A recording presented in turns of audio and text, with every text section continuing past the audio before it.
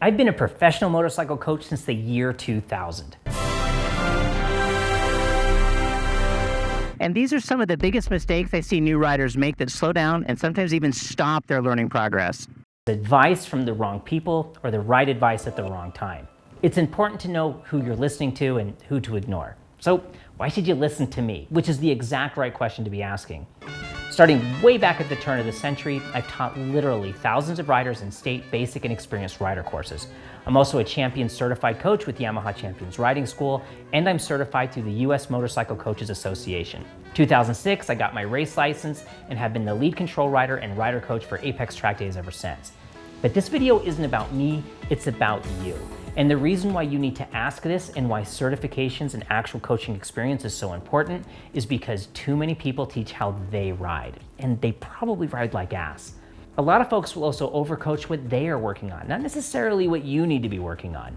Coaching certifications can be a good indication that the coach has experience identifying areas where you're struggling and has the ability to communicate ways for you to improve. None of my instructors can tell a student, you need 10,000 hours to get proficient. That has been completely illegalized in our school, because if some student comes in and sits down and then we say, hey, you got to do this for 10,000 hours to get good, which we don't believe, right? We don't believe.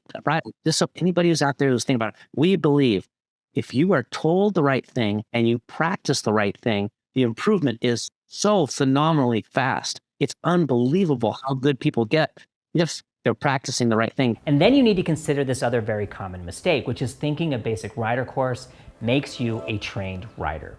And because of this, a lot of new riders often get hung up on the wrong things, like shifting or doing a U-turn at the gas station. We need to spend a lot more time getting really good at the things that will keep us alive when we hit the mean streets of the real world, like using our front brake.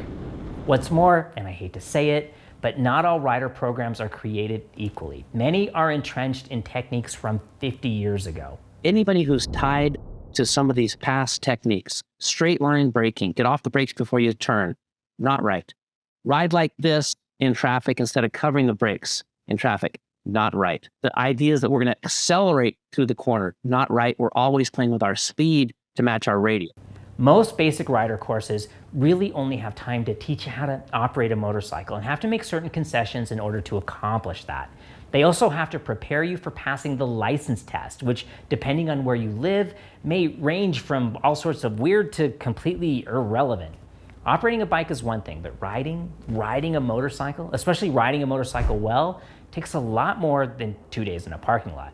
And listen, I understand that it's possible you may not even have access to a basic rider course where you live. So a great way to fix this or to supplement whatever basic course you've taken is with Champ U New Rider. It's only $20, and everybody should take this because no matter what, Champ U will fill in the gaps and get you started on the right foot. And that's why this next one makes all the difference. And I'm gonna warn you now, this one is going to ruffle a lot of feathers. And that's the wrong kind of practice. Too many new riders spend way too much time in parking lots. And look, I get it. I spent over a decade teaching parking lot schools. They have their place. But you can't learn how to be a well-rounded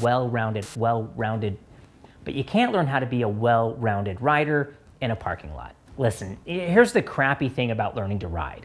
What do you need to do to become a better learner? Well, you need to practice more. You need to take action, and it's best if that action takes place sort of at the edge of your abilities. You need to be stretched a bit, and that's sort of the best learning zone.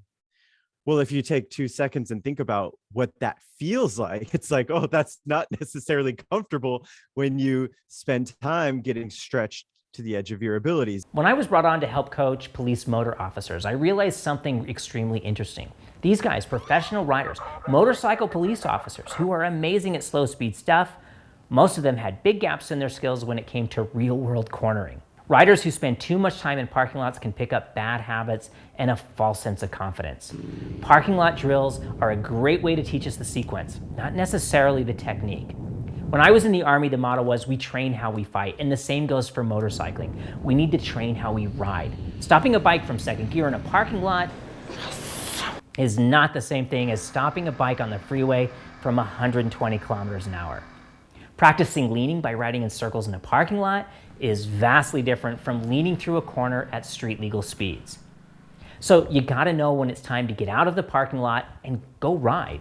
And the best time to ride is early in the morning. I know, sleeping in is so nice, but you gotta get up at the ass crack of dawn, especially on Sundays when everybody else is sleeping in, and you'll find the roads delightfully empty.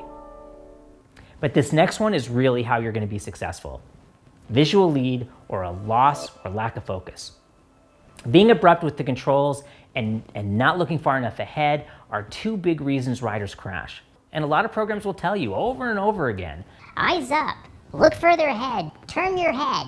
Which is all good advice, but poorly presented. How much further ahead? What am I supposed to be looking at, right? This is why I love how Champ School deals with this.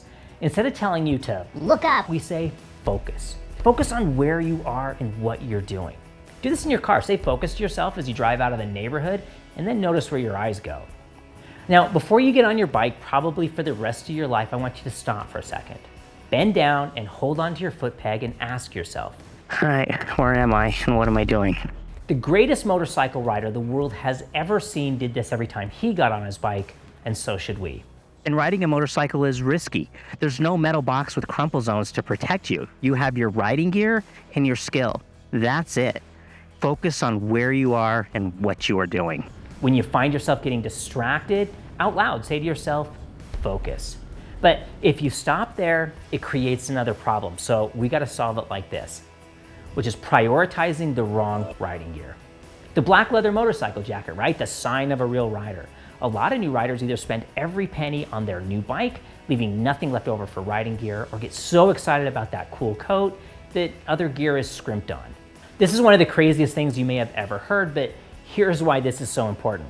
When they studied how little trauma it takes to result in a permanent injury, they found that most riders are prioritizing the wrong kit.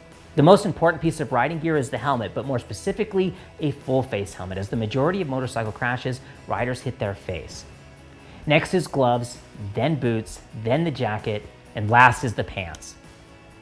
Prioritize your riding gear in this order: helmet, gloves, boots, jacket, pants. And buy motorcycle specific gear with armor and get stuff that fits a bit more snug than typical street gear. And finally, choosing the wrong bike. And this is the source of anxiety for so many riders. I know because you guys email me weekly about this. There are so many bikes out there, and trying to figure out which one is best is nearly impossible. And that's why you need to watch this video.